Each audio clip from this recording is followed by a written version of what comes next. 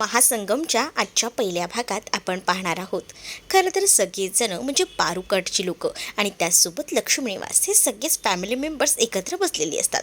तेवढ्यातच तिकडनं जानू येते आणि जानू जोरात ओरडते कारण तिच्या हातातलं सामान खाली पडतं. त्याबरोबर जानू ओरडल्यावर आदित्य तिची मजा मस्करी करतो आणि म्हणत असतो की हिचं आजचंच नाही आहे, हिचं हे रोजचंच आहे, ही तर हिला पहिल्यापासूनच सवय आहे असं जानूला बोलून तो मुद्दामून तिला त्रास द्यायचा प्रयत्न करतो.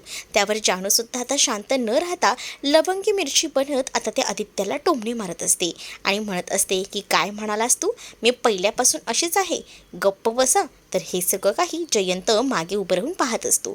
खरं तर जयंतला जानू आणि आदित्यचं जे काही बॉन्डिंग असतं ना ते खूप जास्त खटकत असतं. तो रागातच पाहत असतो. त्यानंतर जानू अगदी आदित्यच्या बाजूला जाऊन बसते आणि त्याच्याशी बोलत असते. अहिल्यासुद्धा आता जानूचे लाड करत असते. तर दुसरीकडे मात्र आता जानू जी आहे ती आदित्यला म्हणत असते की तू मला काय म्हणालास, पहिल्यापासूनच मी अशी आहे. त्यावर आदित्य आणि प्रीतम मुद्दा म्हणून जानूची मस्करी करत असतात आणि लहानपणापासूनच तू अशीच आहेस, नुसती खेळत असताना सुद्धा भांडायचीस, असं काहीसं तो तिचा हात धरून बोलत असतो. तर इकडे हे सगळं बघत रागातच आता खरं तर राग आलेला असतो तो असणाऱ्या तिथे जयंतला. जयंत जो आहे तो म्हणत विचार करतो की हे सगळं काय चाललेलं आहे. जानूचं जयंतकडे लक्षसुद्धा नसतं. दुसरीकडे अहिल्या जी आहे ती आता लक्ष्मीला म्हणते की अगं तुला तर माहिती आहे ना, आपण तर ठरवलं होतं आदित्यचं आणि जानूचं लग्न लावायचं. त्यावर जानू आणि आदित्य म्हणतात की काय, मी ह्याच्यासोबत लग्न करणार होते, नाही ह्याच्यासोबत लग्नाचा विचारसुद्धा मी करू शकत नाही. आदित्य म्हणतो माझीसुद्धा इतकी बेकार चॉईस नाही की मी हिच्याशी लग्न करेन, माझी चॉईस ना एकदमच वेगळी आहे असं तो म्हणतो. त्यावर जयंत रागातच पाहत असतो. म्हणजे आता जयंतला हे एक क्ल्यू मिळालेला असतो की जानूचं लग्न जयंतसोबत सुद्धा ठरलेलं होतं, त्यामुळे त्याला अजूनच राग येतो. दुसरीकडे इकडे जानू जयंतला म्हणते की माझ्यासारखी चॉईस म्हणजे तुझी नेमकी चॉईस आहे तरी कशी रे, तुला मुलगी हवी तरी कशी. तर पारू तिथेच उभी असते. पारू तिथे उभी असताना तर मुद्दामूनच आता आदित्य पारूचीच खरं तर सौंदर्याची व्याख्या जानूकडे बघत सांगत असतो. दुसरीकडे दामिनी म्हणते की आता हा खरंच सगळ्यांसमोर या भिकारड्या मुलीचं नाव घेतोय की काय. पण आता जानू समोर तो बोलत असताना घरात कोणासमोरही तो पारूचं नाव घेत नाही, पण पारूच्या सौंदर्याची जी काही व्याख्या असते ती मात्र आता तो जानूला समोर ठेवून मांडत असतो. जानूला म्हणत असतो की माझी ना शब्दरचना जरा वेगळीच आहे, म्हणजे मला एकदम सोजवळ, साधी आणि सुरेख असणारी मुलगी हवी आहे. आणि इथे मात्र भावनाच्या प्रेमात पडलेला हा सिद्धू हसणाऱ्या भावनाकडे एकटक पाहत असतो. तर इकडे जानूला उभं करून जो मनातल्या काही भावना असतात पारूबद्दल त्या ते सगळं काही आदित्य मांडत असतो. जयंतला मात्र या सगळ्याचा राग येतो, कारण जयंत रागानेच पाहत असतो. त्याला कळत असतं की नक्कीच काहीतरी गडबड आहे. म्हणजेच पारू आणि आदित्य हे दोघंही जण एकत्र आलेले असतात आणि ते सुद्धा जवळ. हे जयंतला बिलकुलही सहन होत नसतं. जयंत रागातच आता बघत असतो आणि म्हणत असतो की मनातल्या मनात हे सगळं अति होत चालले. दुसरीकडे आता पारूला माहिती असतं की आदित्य जरी जानूच्या जवळ आला तरी तो सगळं काही माझ्याबद्दलच बोलतोय, म्हणजे तो फक्त माझी स्तुती आणि माझंच कौतुक करतोय. तो जरी जानूच्या जवळ गेला तरी फक्त त्याच्या मनात फक्त मीच आहे असाच ती विचार करत असते. दुसरीकडे जानू आणि त्यासोबत आदित्य खूप जास्त जवळ आलेले असतात. तर दुसरीकडे आता आपल्याला पाहायला मिळतं सगळेजण घरात गप्पा मारत बसलेले असतात. जयंतला मात्र हे सगळं काही जास्तच खूपच असतं, कारण जयंत आणि जानू यांची जी काही आता जमलेली मैत्री असते, गट्टी असते, ही काही जयंतला खपत नसते. दुसरीकडे आता अहिल्या जी आहे ती जयंतला म्हणत असते की जावे बापू, तुम्ही ह्याचा इतका विचार करू नका, ह्यांचं नाही असं लहानपणापासूनच असतं, ही अशीच मस्करी हे सगळं काही हे लहानपणापासूनच करायचे. लहानपणापासून हे दोघं एकत्र असायचे ना, मग खेळायचे उठायचे एकत्रच सगळं असायचं. दुसरीकडे बाहेर संतोष आणि त्याचसोबत हरीश हे दोघंही जण आता बोलत असतात. त्याच वेळेला संतोष हरीशला म्हणत असतो की हे पूर्ण कुटुंब अहिल्याचं इथे कशाला आले, काय गरज पडली होती त्यांना ह्या भिकारड्या घरात यायची. तर आता एक कुरिअरसुद्धा आलेलं असतं, म्हणून लक्ष्मी ते कुरिअर घ्यायला जाते आणि त्याच वेळेला ती अहिल्याला हाक मारून बोलवते, कारण ते कुरिअर जे आहे ते त्यांच्या शाळेतनं आलेलं असतं. तर अहिल्याला म्हणते की बघ ना, काहीतरी कुरिअर आले. अहिल्या म्हणते काय आहे गं. तर आता दोघीही जणी रूममध्ये येतात आणि त्यांच्या स्कूलचं खरं तर रियुनियन होणार आहे आणि त्यामुळेच इतक्या वर्षांनी रियुनियन होणार म्हणजे सगळ्या मुली एकत्र येणार, आपल्या मैत्रिणी भेटणार, मग आपण या रियुनियनला जायला हवं असंच त्या दोघीही जणी ठरवतात. पण या घरात कोणालाही याबाबत बोलायला नको. तेवढ्यातच श्रीनिवास आणि दादासाहेब तिथे येतात. तर त्याच वेळेला आता त्या दोघांनाही ते विचारतात की कुठे निघालात तुम्ही दोघंही. त्यावर लक्ष्मी आणि त्याचसोबत अहिल्या दोघीही सांगतात की खरं तर ना आम्हाला कॉलेजला जायचं आहे, म्हणजेच आमची जी लहानपणापासूनची जी शाळा आहे तिथे आम्ही जाणार आहे आणि तिथे आमच्या काही मैत्रिणी भेटणार आहे. तर श्रीनिवास आणि दादासाहेब हे सुद्धा त्यांच्यासोबत येत असतात आणि ते म्हणतात की आम्ही सुद्धा येतो तुमच्यासोबत. पण आता अहिल्या सांगते की फक्त मुलीच तिथे भेटणार आहेत, मग तुमचं काय काम. त्यावर श्रीनिवास म्हणतो मुलीच भेटणार आहेत तर आम्ही येतो ना, मग आम्ही सुद्धा एन्जॉय करू की मुलींसोबत. असं काहीसं म्हटल्यानंतर आता दादासाहेबसुद्धा म्हणतात की हो मी सुद्धा येतो तुमच्यासोबत. पण आता ह्या दोघीही जणी एकट्याच घराबाहेर पडतात. तर दुसरीकडे आता खरं तर पारू आणि त्याचसोबत आदित्य हे दोघंही जण बाहेर बोलण्यासाठी आलेले असतात. तर पारूला आदित्य म्हणत असतो की काय झालं आहे पारू. त्यावर पारू आदित्यला सांगते की आपल्या दोघांचंही लग्न झालंय, ही गोष्ट आपण आताच अहिल्यादेवींना सांगूया का, कारण त्यांच्या चेहऱ्यावरचा आनंद खूप जास्त आहे आणि मग ते आपल्याला नक्कीच माफ करतील आणि मला सून म्हणून स्वीकारतील सुद्धा. पण आता आदित्य पारूला समजावत असतो आणि म्हणत असतो की नको, इतक्यात तरी ही गोष्ट घरात सांगायला नको, कारण जर ही गोष्ट आपण आत्ताच घरी सांगितली ना तर खूप मोठा प्रॉब्लेम होऊ शकतो. आई कशी रिॲक्ट करेल काहीच सांगता येत नाही, म्हणून थोडा वेळ दे, सगळं काही हळूहळू होऊ दे, मग बघ मी घरी सांगतो ना, तू काळजीच करू नको, असं देखील आदित्य आता पारूला बोलून समजावत असतो. दुसरीकडे आदित्य आणि पारूवर लक्ष ठेवायला सिद्धू असतो. सिद्धूला असं वाटत असतं की आदित्य नक्कीच पारूला त्रास देत आहे, कारण पारू आणि सिद्धूचं आधीसुद्धा बोलणं झालं होतं.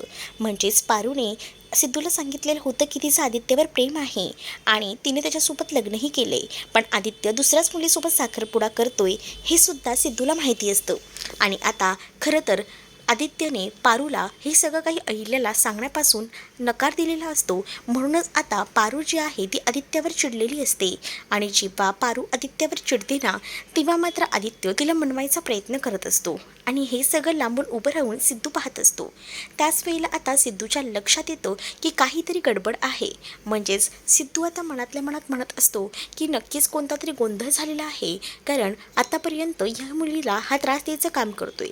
दुसरीकडे आता लक्ष्मी आणि अहिल्या या दोघीही जणी त्यांच्या शाळेत येऊन पोचलेल्या असतात. त्यांचे ते वर्ग आणि हे सगळं काही वेगळंच झाले ना अशी त्यांची चर्चा सुरू असते. तर आपल्यालाच बोलवलं आहे, बाकी कोणीच कसं आलं नाही असा विचार खरं तर त्या दोघीही करत असतात. दुसरीकडे त्यांचा तो बेंच असतो तो ठरलेला असतो आणि त्या बेंचवर खरं तर जे कर्कटक असतं ना आपल्या कंपासमधलं, त्याने 27 जुलै 1980 का 85 असं काहीतरी त्या बेंचवर लिहिलेलं असतं. आणि जेव्हा त्या बेंचवरचं ते लिहिलेलं ते वाचतात ना तेव्हा ते दोघीही म्हणतात तेव्हाचे दिवस ते चांगलेच आठवतात. तेवढ्यातच तिथे आता पद्माची एंट्री होते. पद्मा जी आहे ती खरं तर लक्ष्मी आणि त्याचसोबत अहिल्या यांच्यात सूड उगवायला आलेली असते. पद्माची एंट्री झाल्यावर ह्या दोघींनाही कळत नसतं की ही नेमकी कोण आहे, कारण पद्मा ही आता एकदम गॉगल वगैरे लावून एंट्री घेते. त्याच वेळेला ती म्हणते की तुम्ही मला ओळखलं नाही का, मी पद्मा. आता पद्माला पाहिल्यावर लक्ष्मी आणि त्याचसोबत अहिल्या दोघीही जणी खुश होतात आणि पद्माला म्हणत असतात पद्मा किती दिवसांनी भेटतेस ग तू, खरंच तुला भेटून ना आनंद झाला. त्याच वेळेला आता पद्मा हा ॲटिट्यूड दाखवू लागते आणि पद्मा आता म्हणत असते की हो हो मला माहिती आहे तुम्ही पण मला लई दिवसानं भेटताय, पण जरा लांबच उभ्या राहा, तुमची आणि माझी बरोबरी होऊ शकत नाही, असं काहीसं बोलून ती आता टोमणे मारत असते. तर दुसरीकडे आता ती तिच्या नवऱ्याचं कौतुक सांगते आणि म्हणते की माझा नवरा ना मोठा बिझनेसमॅन आहे, कोल्हापुरातला मोठा बिझनेसमॅन, आणि त्याचसोबत मला ना 2 मुलं आहेत आणि ती दोन्ही मुलं तीसुद्धा आमचा बिझनेस व्यवस्थित सांभाळतात आणि माझी मुलगी तिला तर फॉरेनला दिली आहे आणि तिला एक मुलगीसुद्धा आहे आणि मग त्या मुलांनासुद्धा आम्ही चांगलं इंग्लिशमध्ये मिडियमच्या स्कूलमध्ये टाकले. असा काहीसा बडेजावपणा आता असणारी ती पद्मा करत असते. तर तुमचं काय, तुमच्याकडे तर काहीच नाही आहे मला कळलं आहे. काय गं लक्ष्मी, तुला तर नेमकं किती मुलं आहेत ना ते सुद्धा माहिती आहे आणि तुझ्या घरची परिस्थिती, सगळ्यासाठी पैसे मोजावे लागतात आणि त्याचसोबत तुझा तो मुलगा हे सगळं काही कसं मॅनेज करतो ते सुद्धा मला माहिती आहे. मुळात आता अहिल्याबद्दलसुद्धा ती म्हणत असते आणि ती आता अहिल्याला म्हणते काय गं तुलासुद्धा सुनेचं सुख नाहीच ना, मला माहिती आहे गं तुझ्या आयुष्यातसुद्धा एकावर एक संकट येतच राहत आहेत, असं देखील ती आता म्हणत असते. पण आता आमच्याबद्दल इतकी माहिती तू कोणाकडनं घेतलीस असं आता लक्ष्मी आणि अहिल्या विचारतात. त्यावर पद्मा म्हणते की त्याची काय गरज आहे, पण त्यावेळेला मी जेव्हा तुमच्या बरोबरीची होती तेव्हा तुम्ही मला नेहमीच हिणवायचात, मला म्हणायचात की तू अशा बरोबरीची होऊ शकत नाही. म्हणजेच एकदा आपण पिकनिकला जाणार होतो तेव्हा पैसे माझे लक्ष्मीने भरले होते, तेव्हासुद्धा मला तुच्छ वागणूक दिली होती. त्यावर लक्ष्मी म्हणते, अगं तुझ्याकडे पैसे नव्हते म्हणून मी दिले होते, त्यावेळेला मी एकाही शब्दाने तुला काही बोलली नव्हती, पण तू हे सगळ्या त्याचा अर्थ काय लावून घेत आहे.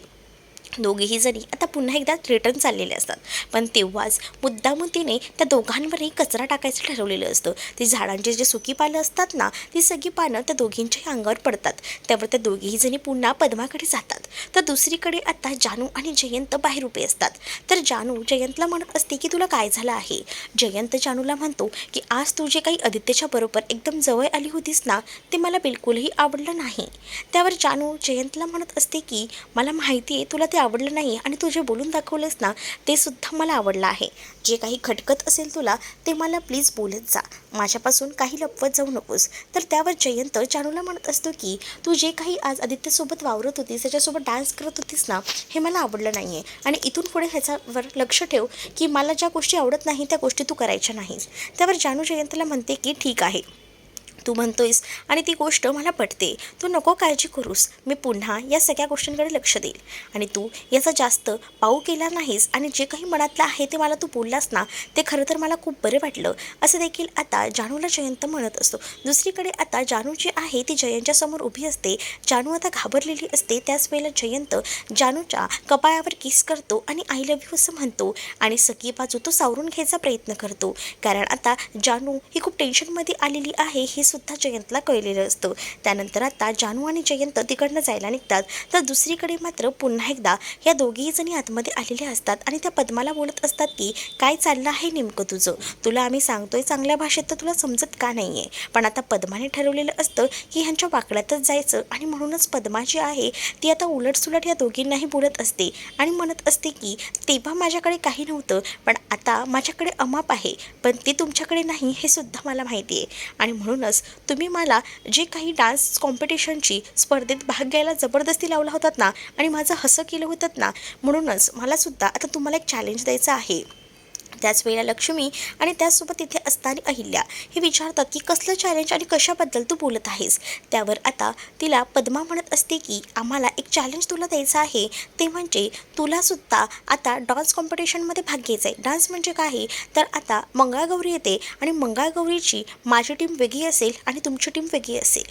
मग मलासुद्धा बघायचं आहे तुमची टीम कशी नाचते आणि माझी टीम कशी नाचते, आणि या स्पर्धेत जर तुम्ही जिंकलात ना, तर मी तुमचे पाय धुईन आणि तेच पाणी पिऊनसुद्धा दाखवेन, तुमची पाय धरून माफीसुद्धा मागेन.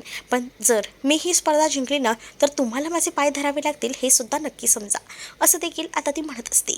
पण आता खरं तर या सगळ्या स्पर्धेला लक्ष्मी आणि अहिल्या तयार होत नसतात, कारण त्यांना हे सगळं काही पोर्शन डोक्यावरून चाललेलं असतं. पण इकडे आलेल्या पद्माने तर पूर्णपणे ठरवलेलंच असतं की तिच्या मनाप्रमाणे सगळं काही करायचं, आणि म्हणूनच तिने आता सरळ सांगितलेलं असतं की मी म्हणेल ना तसं तुम्हाला करावंच लागेल. मला जसं तुम्ही जबरदस्ती करून त्या स्पर्धेत भाग घ्यायला लावला होतात, तसंच आता तुम्हाला मी चॅलेंज देते, तुम्हाला ते चॅलेंज स्वीकारावं लागेल. तर आता दोघीही जणी ते चॅलेंज स्वीकारतात आणि म्हणतात की ठीक आहे तू म्हणतेस तसं. पण तरीसुद्धा दोघीही मनातून कुठेतरी घाबरलेले असतात, कारण आता ह्यांची कुठे मंगळागौरीची टीम आहे आणि कुठूनही सगळं काही अरेंज करायचं आहे. हिच्याकडे पैसा आहे आणि कुठूनही मंगळागौरीची टीम अरेंज करू शकते. पण आता लक्ष्मी आणि त्याचसोबत तिथे असणारी अहिल्या ह्या दोघीही जणी आता विचार करत असतात या सगळ्या पद्माच्या बोलण्यावरनं. पद्मा मात्र आता ठामपणे सगळं काही बोलत असते. तर पद्मा म्हणत असते की आता मलासुद्धा बघायचं आहे की तुम्ही माझी बरोबरी किती करू पाहता. आता मी सुद्धा त्याच बरोबरीची आहे, जेव्हा तुम्ही तशा होता ना त्याबरोबरीची मी आता आहे, मला काही कमी नाही आहे, असं देखील ती आता एकदम ऐटीत तोऱ्यात बोलत असते. तर खरं तर अहिल्या आणि लक्ष्मीला पद्माचा या गोष्टीचा राग येत असतो. पण आता पद्माने मुद्दामूनच या दोघींना असं ओपन चॅलेंज दिलेलं असतं, जेणेकरून ह्या दोघींनीही चॅलेंज स्वीकारायला हवं. खरं तर लक्ष्मीला थोडं अवघड जात असतं सुरुवातीला, कारण ही जी आहे ती टीम आणणार आहे आणि आपण घरातले मेंबर्स हे सगळं मंगळागौरीचं कसं करायचं. तर तिथे जो बेंच असतो ना त्याच्यावर 27 जुलै 1985 लिहिलेलं असतं, तिथे ती रफ करते आणि त्याच कर्कटकने 27 जुलै 2025 लिहिते, कारण आता एक नवीन स्पर्धा होणार असते ना. दुसरीकडे भावना रूममध्ये आलेली असते. खरं तर रूममध्ये खूप असा पसारा असतो, तर तो सगळा पसारा ती आवरत असते. जानूसुद्धा तिच्या मागोमाग येते. जानू आता भावनाला म्हणत असते की काय चाललंय, तुला वाटतं जीजला इम्प्रेस करायचं आहे, त्याचसाठी ही सगळी आवरावर चालली आहे. कारण आज या रूममध्ये तुम्ही दोघंच असाल ना. त्याच वेळेला मुद्दामून जानू भावनाची छेड काढायचा प्रयत्न करत असते. भावनाजी म्हणत असते की काय ग जानू, काही काय बोलतेस ग, स्वतः करायचं आणि म्हणून दुसऱ्यांनाही तशीच लेबलं लावायची का. त्यावर जानू म्हणते की काय ग, तू आता जास्त जीजला मिस करायला लागली हे मला दिसते. कारण आता ते रूममध्ये नाही आहेत तरीसुद्धा तू त्यांचं सारखं नाव घेतेस. तर आता रूममध्ये खरं तर दोघंही जण एकत्र झोपणार म्हणजे एकच रूम शेअर करणार हे कुठेतरी आता भावनाला आवडत नसतं. म्हणून भावना तेच बोलण्यासाठी सिद्धूकडे भेटायला गेलेली असते. तर दुसरीकडे जानू म्हणत असते की या दोघांचं नातं पुढे ढकलायला हवं, काहीतरी करायला हवं. तर इकडे पारू आणि आदित्य हे दोघंही जण बोलत असतात. आदित्यवर पारू रागवलेली असते आणि ती त्याच्याशी बोलत नसते. म्हणून आदित्य पारूला मस्का लावत असतो आणि पारूला म्हणत असतो की पारू असं करू नकोस ना गं, ऐकून तर घे ना मला काय म्हणायचं आहे. असं बोलून तो पारूला समजावत असतो. पण आता पारू रागवलेली असते म्हणून आदित्य आता पारूला जवळ खेचतो आणि तिच्यासोबत डान्स करू लागतो. दुसरीकडे भावना सिद्धूला शोधत असते कारण तिला त्याच्याशी बोलायचं असतं. तर वीणा तिला म्हणते की आज काम खूपच आहे, जरा माझ्या मदतीला येतेस का. त्यावर लगेच भावना तिच्याबरोबर काम करायला जाते. दुसरीकडे सिद्धू जो आहे त्याला राग आलेला असतो आणि तो जाऊन आदित्यची कॉलर धरतो. तर पारू लगेच सिद्धूला बघून लपून बसते कारण तिला असं वाटतं की त्यांना कोणीतरी पाहिलेलं आहे की काय, आणि पाहिलं तर खूप मोठा प्रॉब्लेम होऊ शकतो. तर लांबून ती पाहते की हा तर सिद्धू दादा आहे. तर दुसरीकडे आता ती लगेच मध्ये येते आणि आदित्य आणि सिद्धूची होणारी भांडणं थांबवते.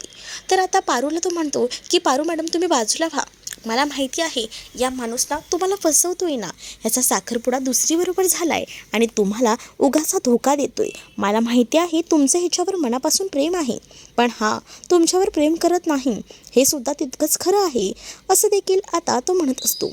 पण इकडे मात्र आता पारूला समजतं की नक्की सिद्धूदादांचा खूप मोठा गैरसमज झाला आहे. दुसरीकडे आदित्य हा सिद्धूवर भडकलेला असतो आणि तो म्हणत असतो की तुला यातल्या गोष्टी माहीत नाही ना, तू उगाच मध्ये पडू नकोस. त्याच वेळेला आता पारू सिद्धूला विश्वासात घेते आणि सिद्धूला म्हणत असते की खरं तर तुम्हाला मागच्या वेळेला जे सांगितलं होतं ती गोष्ट खरी होती.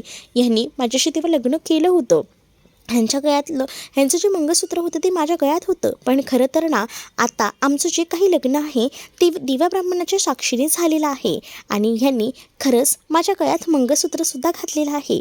आणि तो सगळा प्रसंग जो आहे घडलेला तो आता आदित्य आणि पारू मिळून सिद्धूला सांगत असतात. आणि त्याच वेळेला आता पारू आपल्या गळ्यात असलेलं मंगळसूत्रसुद्धा सिद्धूला दाखवू लागते आणि सिद्धूला म्हणते की आता आम्ही खरोखरचे नवरा बायको आहोत आणि हे माझे धनी आहेत, त्यामुळे तुमचा झालेला गैरसमज आता तरी दूर झाला का. त्यावर भावनापणी माझंसुद्धा असंच झालंय जसं तुमचं झालंय. त्यावर आदित्य म्हणतो की हो, आमचंसुद्धा लग्न तुमच्या लग्नाप्रमाणेच झालं आहे, त्यामुळे हा थोडा इश्यू झाला आहे आणि आमचे वाद त्यावरूनच होत होते. ही मला सांगत होती की घरी अहिल्यादेवींना आणि सगळ्यांना सांगावं, पण मी हिला समजावत होतो की ही योग्य वेळ नाही आहे, एवढ्याच सगळ्यांना सांगायला नको. त्यावरूनच आमचे वाद चालू होते आणि तू आलास. त्याच वेळेला आता सिद्धू जो आहे तो आदित्यला म्हणतो की खरंच आदित्य भावा सॉरी, तुमचं आणि माझं हे एकदमच सेम आहे. म्हणजे माझंसुद्धा भावना मॅडमसोबत असंच लग्न झालं होतं आणि मी विचारही करू शकत नाही की माझ्यासारखंच असं कोणाचं तरी होतंय लग्न. त्यामुळे मला खरंच खूप आनंद झाला आहे आणि मी तुमच्या सपोर्टिव्हला आहे.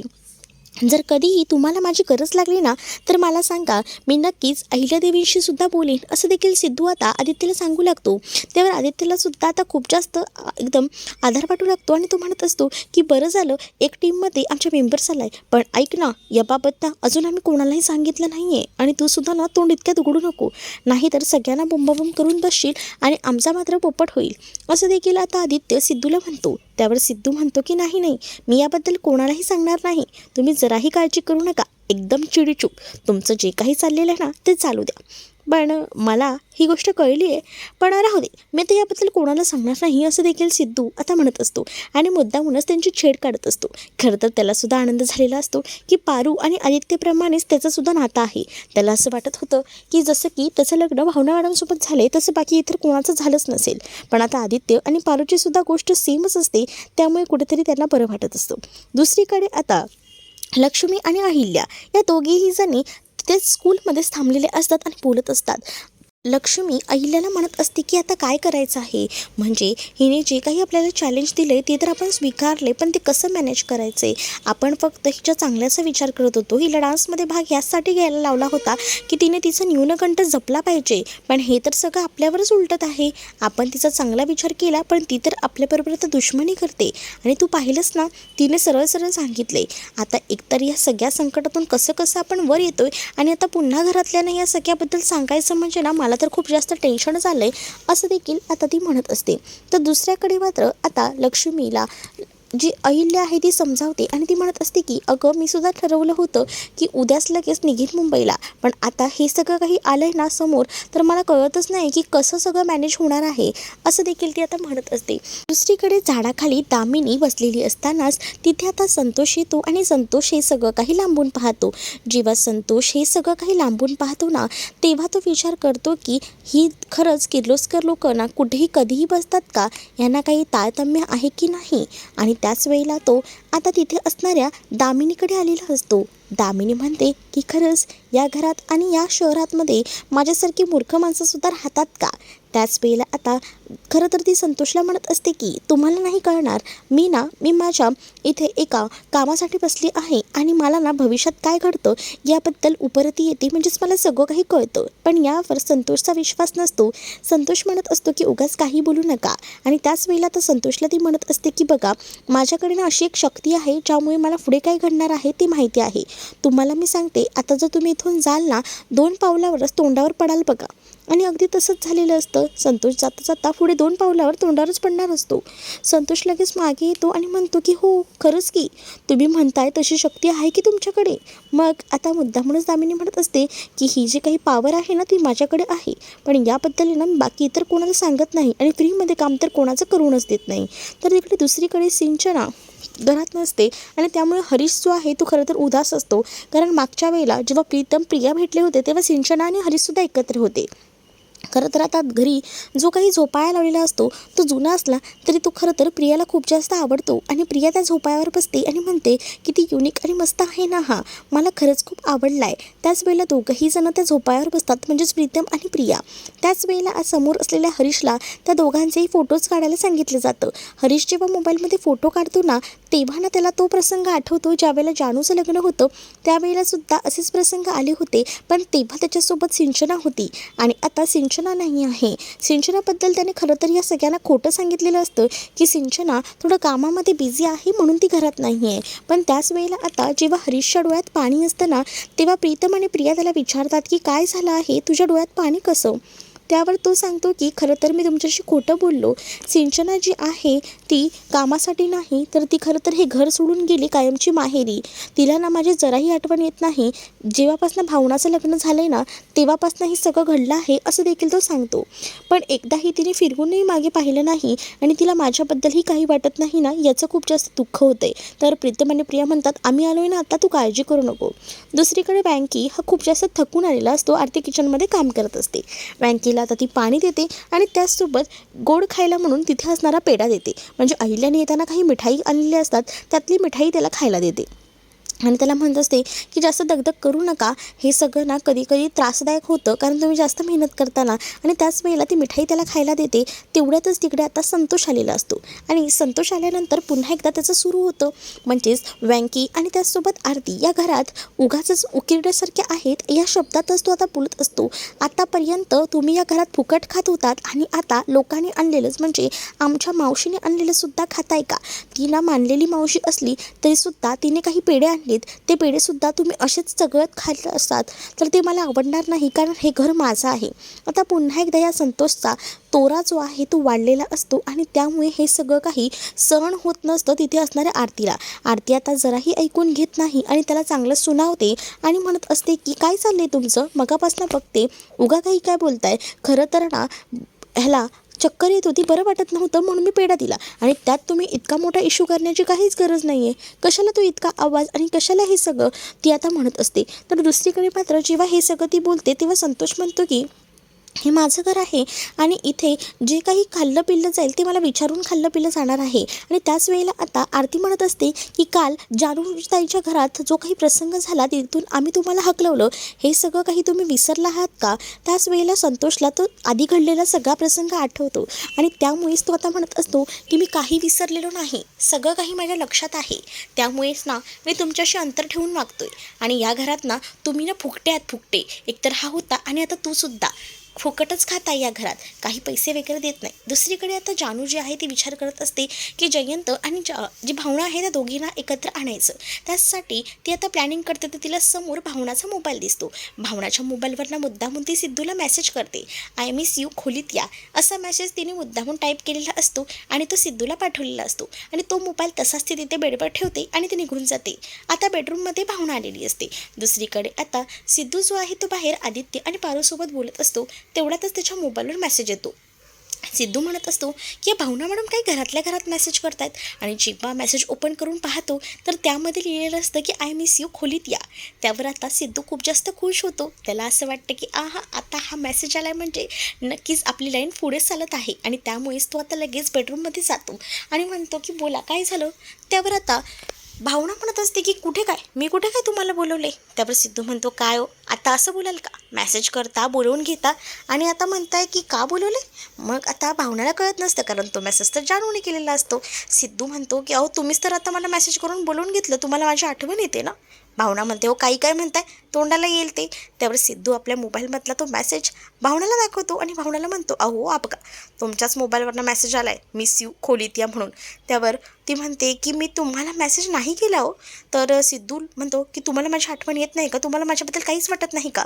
त्यावर आता भावनाला खरं तर सिद्धूबद्दल आता खूप काही वाटायला लागलेलं असतं, पण ती कबूल थोडी करणार आहे. ती म्हणत असते की खरं तर ना हा मेसेज मी केलेला नाही आहे, पण तुमची काळजी, तुमच्यामध्ये असलेली माणुसकी मला माहिती आहे आणि तेच जपते मी. पण आता खरं तर सिद्धू म्हणत असतो की ह्या माणुसकीचं, काळजीचं रूपांतर नक्कीच प्रेमात होईल थोडेच दिवसात, हे सुद्धा मला माहिती आहे, असं देखील तो म्हणतो. कारण त्याला माहिती असतं की जी काही भावना आहे ती आधी जेवढी त्याच्यावर रागवली होती त्याचा तितका राग त्याने कमी केलेला होता. दुसरीकडे जी भावना आहे ती म्हणत असते की खरंच जानू आणि सिद्धिराज एका मायेचे मणी आहेत. दुसऱ्या वेळेला इकडे बाहेर पाहिल्यानंतर आता बघायला मिळतं की सिद्धू खरं तर खूप जास्त खुश असतो. तेवढं तर तिथे जानू येते.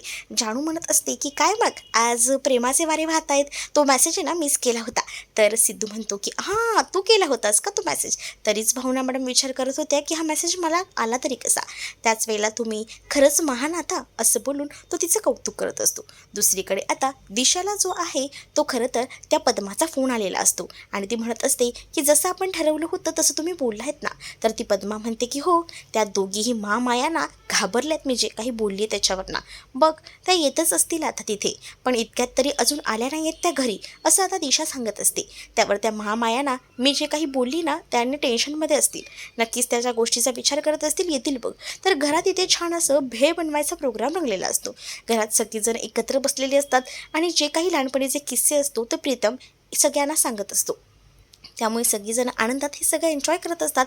तेवढ्यातच तिकडे लक्ष्मी आणि अहिल्यासुद्धा येतात.